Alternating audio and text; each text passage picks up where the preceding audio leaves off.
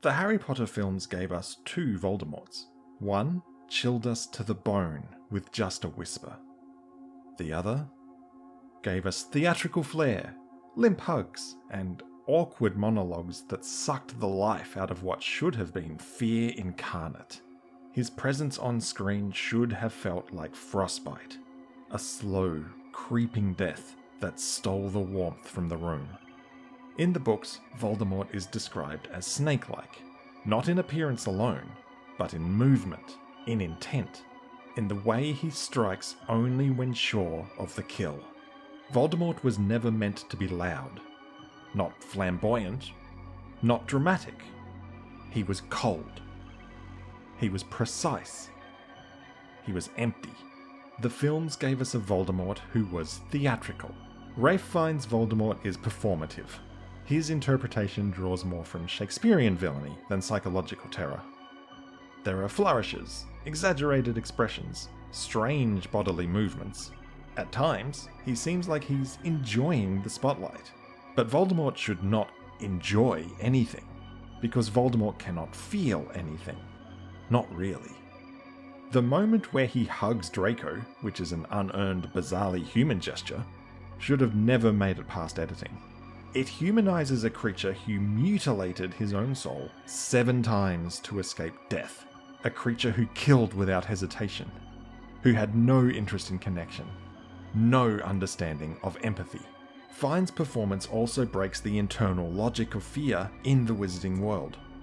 Think of how other characters react to Voldemort in the books.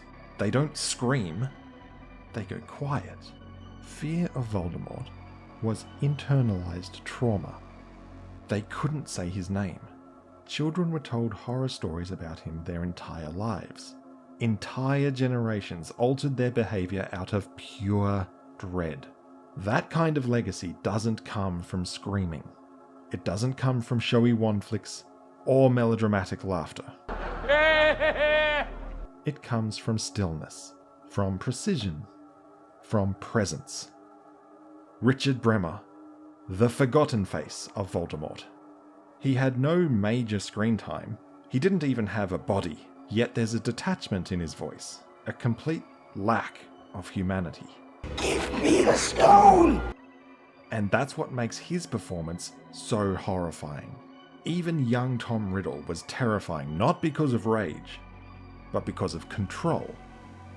He was cold, intelligent, and manipulative. That's what made him capable of becoming Lord Voldemort.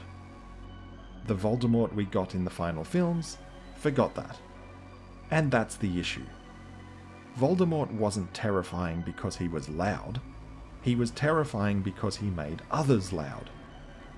He drew screams from mothers, cries from children, and submission from the ministry.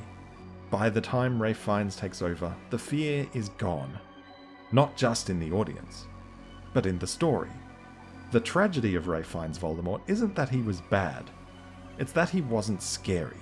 And we, the audience, are left wondering, what made this man so feared?